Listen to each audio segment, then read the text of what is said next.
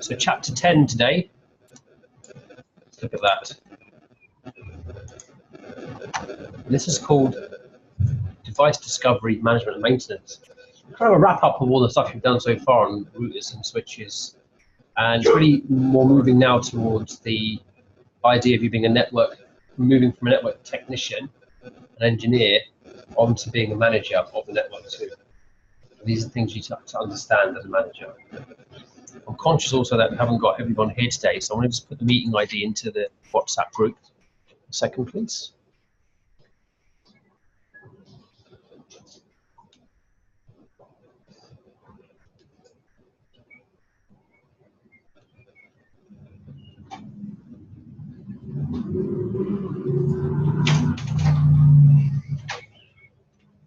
Hey.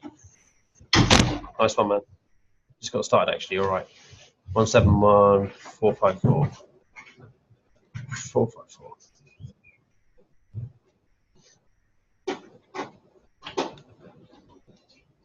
Paul Freeman's not on the move, actually, from Waterloo. Anyway, you could probably join us if you wanted to. So, let's begin. This is what the learning objectives are about today.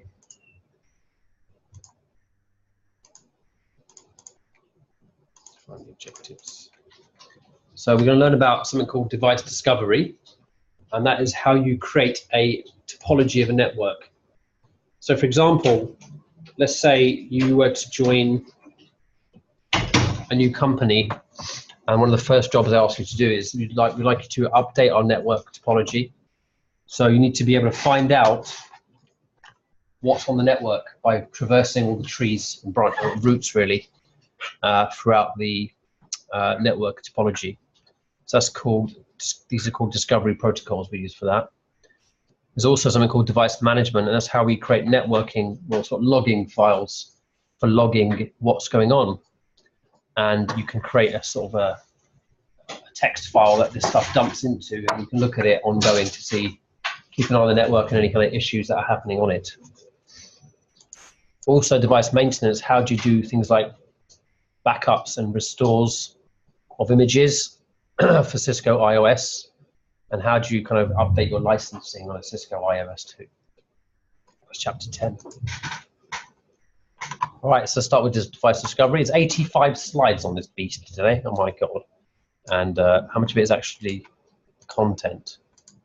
Up to 78. Oh, wow. All right, here we go. Good luck to us then. So let's begin with device discovery.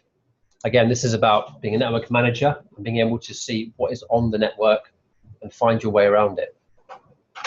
So we use something called CDP. Cisco devices obviously being the primary technology being used for networking. We will use this protocol to gather information about any devices that share links. And the way it works is an advertisement sent. So any Cisco device sends out an advertisement. Literally, an advertisement is, as you know, promotional. It shares what we're doing and what's going on inside it. So these advertisements are sent periodically on a certain timed clock cycle to connected devices. So what we should be able to do is share the type of device discovered, name of devices, number and type of interfaces. That's the basic information. And also, we also can look at our neighbors, and there are some commands which allow us to see our neighbors, and it will help us to deal with this situation where documentation is missing, which often does occur. Here's some of the commands here. One of the simplest commands you need to remember are these ones, right? You'll use these quite a lot.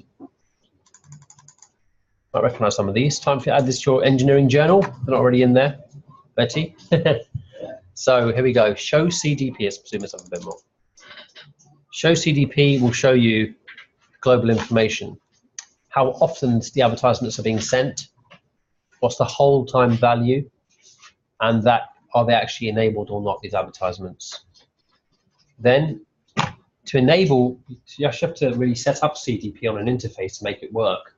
So every interface you want to collect information about, you have to enable it. So to go to that, you have to go to the interface.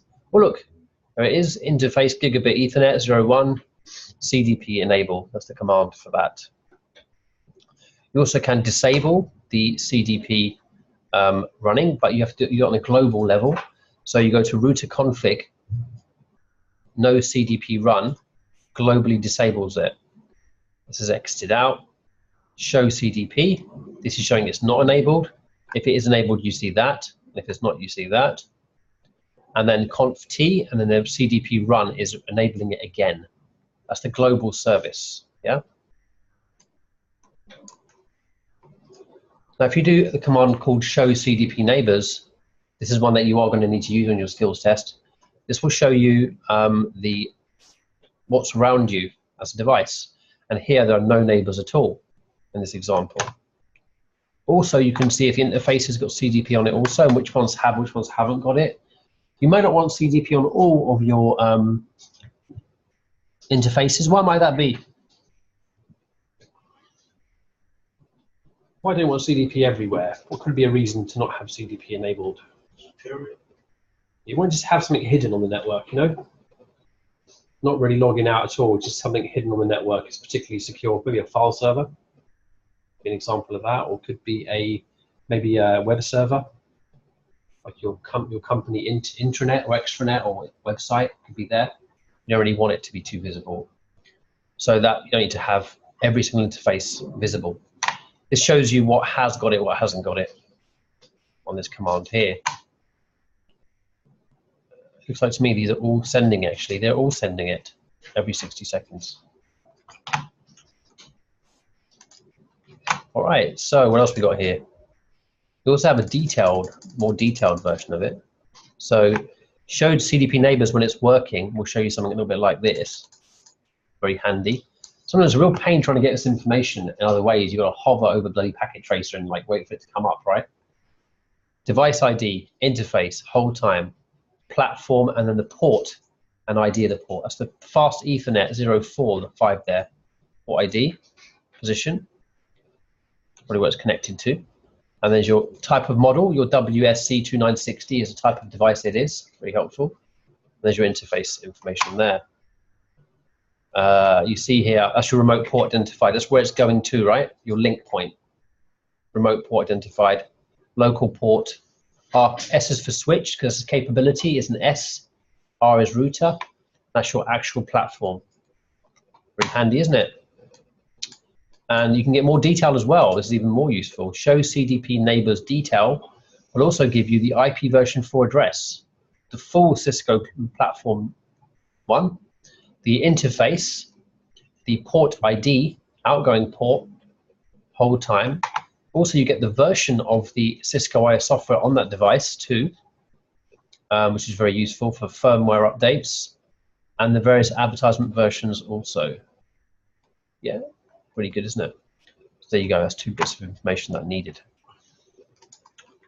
Now, going back on discovery, how do you discover devices using CDP? This little scenario given here is showing you what happens is, say you've got to a switch, you don't really know what it's connected to at all. What will happen is you run show CDP neighbors on that switch, and then what comes out is the R1, and then this mysterious device over here on different ports. That's 5, that's port 4. Going to S2, capability, this is a C2960. That's router 1941. That's on a gigabit Ethernet connection, G01. See F05 to G01? Sorry, just a bit stupid. Why do you want to know this? Why do you want to know? Go back to you. Imagine you join some company and they've not told you the whole topology. You just like don't know. Okay.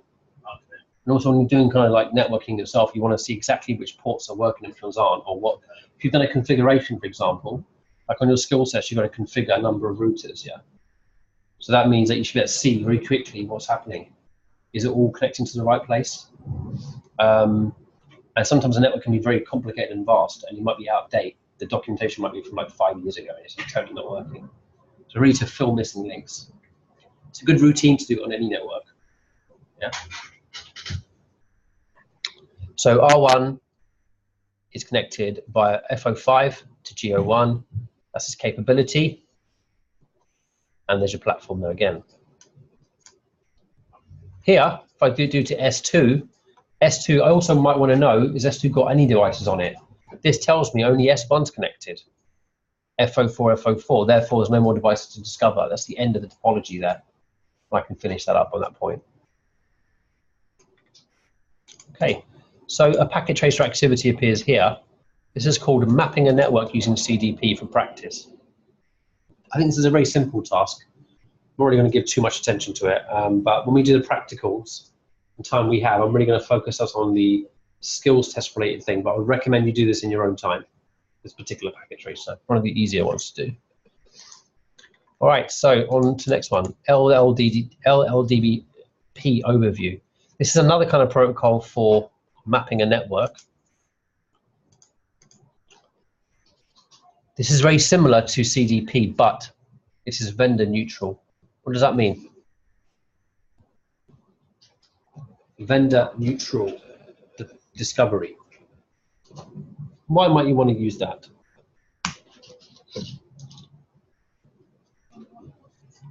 Free. Not free, no. Vendor neutral. What does that mean, vendor neutral? Who's that phrase before? Vendor. What does vendor mean? It's the company who owns Yeah, good. the router or in protocols like Good. Cisco. So why might you need a vendor neutral discovery service? Because not all companies use only one brand. Like Exactly. many companies Yeah. not only use Cisco only, they use another like Juniper or other brands. Very good point. So look at other brands that make routers. Look at all this. They don't Linksys. do very good. They're right. They're right. Good. Linksys, Netgear. These are not necessarily corporate routers. These are wireless routers, by the way. Yeah. So if Okay. you're installing a VPN on one, you need to get one of them on there to get like a really quite a good router. Yes, you can with some of these devices. A VPN. We get like Netgear. Yeah, so for home, that's more. Netgear is more home. Linksys is Netgear more home services. Probably mentioned Juniper. How come you've heard of Juniper before? How do you know about this? My company used Juniper. Yeah? Well, they're taken over 1/3 of Cisco's share since coming on the scene in 1997. The main rival is them. But they declined. I'm not sure what their current position is, actually. It's worth looking at that. Call them because it's a Chinese made. Is it? They are not keeping up like Ah, the call center. If you're stuck somewhere, I see. that's not great help. The support is reviews weak. are not very good. Cisco's got really good infrastructure for support, actually, because of its education program largely as well. And they have a call center. Oh, really? Well, that's that then. Well, forget that then. End of them. Right. Cisco versus Alcatel Lucent. HP are doing it. Yeah. Aruba, Polycom, Avaya, Microsoft. Oh, Microsoft. Coopetition. Eh? Look at that, eh? They kind of work together and they compete. This is interesting. Checkpoint. IBM, that's the other one. Brocard, and one called 3Com. We have some 3Com stuff here, actually. So there you go. That's the kind of things you're going to expect to see, different types of routers. So therefore, LLDP is needed for that reason. At college here, we don't only have Cisco stuff either, so we have to use other types of discovery protocols. These work with router switches and wireless LAN points. They advertise identity and capabilities to other devices and information from a connected layer 2 device. There are these two exchanging here. How do you use LLDP? Conft to go inside your switch, LLDP run, interface gigabit Ethernet 01, LLDP transmit, and then LLDP receive. And then you can show LLDP running. Here's a frequency of advertisement. Okay, LLDP runs globally. It can be configured to run on separate interfaces, to transmit and receive. To disable it is no LLDP run, very similar to CDP actually. Discovering devices using LLDP, there's it running here. It is show LLDP neighbors. So if your situation in the network is such that you know the company hasn't only got Cisco equipment, you might need to use this instead, okay? And probably should do it anyway if you're very much new to an environment. So there's two entries being displayed there of those two devices, R1 and S2. They're now revealed. And if you do show LLDP neighbors detail, you'll get this other information below it, further content. There you go there, 192.168.11. And there's your output. Here's a lab here to configure both CDP and LLDP. So it's a lab you could do to practice that configuration on using packet tracer to simulate it. We're going to keep moving on here. Device management. So these are the other ones now. Now I'm going to move on to NTP shortly. NTP is the one that you are going to use, right? So first of all, CDP, tick. LLDP is only for professional, not for the exam. That's just for work. This is now NTP, which is a bit to be aware of. So this is now device management.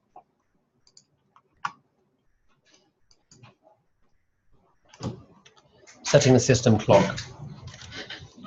So how do you update the clock? This is a clock time being given manually, okay? And this is how it's set, clock set, time, and date.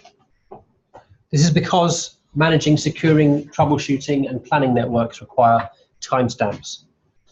And you can only set them up on one of two methods. Either you manually configure it using the date and time showing the figure. That's normally how you do it, right? Clock set, or use NTP. A network time protocol, that NTP stands for, uses a particular port. And what it does is they get time and date from a single source. Yeah?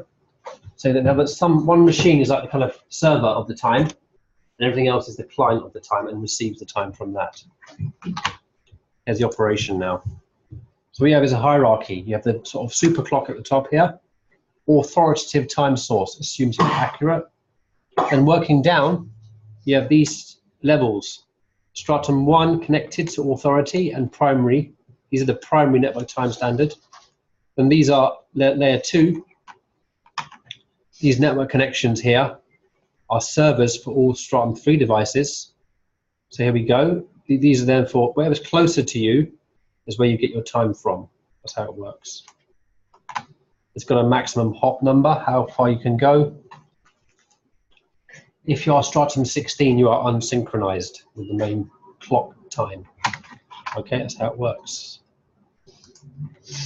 Configuring and verifying NTP being functional, this is how you do this. You go to show clock detail, okay, is the command. And the time source is user configuration, it says here. That shows you it's done manually. On another device, this is the configuration, by the way, of the server. First you see how it's being done. Right now it's done by manual. So now I want to make it work off NTP. What you do is you say NTP space, server space, and then you give the IP address of the NTP server. It's usually a router, okay? But it can also be a normal PC service, right, as well. Desktop server, which has got it running on there. End, and now show clock detail shows you time source is NTP. Okay, and it was actually quite out really. It's about 6 minutes out of the main time, according to that. Verifying configuration, show NTP associations. Will give you the address of where the NTP is coming from, type of clock, and things like various details about the delays involved and how far away it is, just some data there. And show NTP status also shows you what the stratum level is, the clock is synchronized or not. There you go. The precision, resolution, clock offset is in milliseconds. Also delays about, obviously something moving around down the network, it's going to take a bit more time. There will be some slight delays because of that. Here you see here, that example is R1 was synchronized with this NTP server, which is synchronized itself with a GPS clock. These clients are able to get that time from here.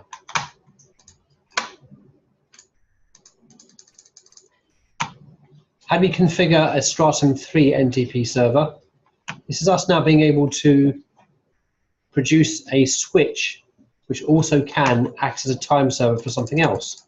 So say I want to configure this one, I go to my S1 device and I do my NTP server 192.168.1.1. Why is it not that device and this device, do you think? Why am I not making this my central clock like this one? You can only configure this on router. Sorry, say again for me? You can only configure this NTP on router. No, actually you can configure it anywhere. It's not so much that. It's more to do with this. Neighbors. It's nearer. To get a time, if I go back to the origin of the clock, it could be levels up, right? It takes more time. So even getting it and coming backwards and forwards of it is going to allow more time to come down the delay. It has delay onto it. For networking troubleshooting, you've got to have real precision on time, like millisecond, microsecond, that sort of thing. So you see here, it's saying it's going to use this server as the neighbor, R1. All right. There you go. Fine. That's it been configured now. So the configuration of a Stratum 3 server is NTP server 192.168.1.1. So in your skills test, be aware of exactly what it refers you to do your NTP server config on. It'll give you some clue as to what machine to go for. And an end, and there's a show NTP status there.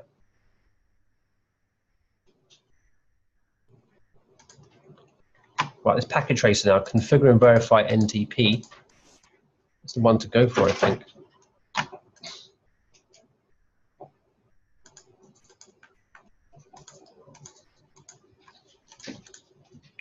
Sys.com. I think give you something practical to do now, folks. Can we have a look at this activity here now, okay? Configuring and verifying NTP on this particular activity, 10.2.1.4. Okay?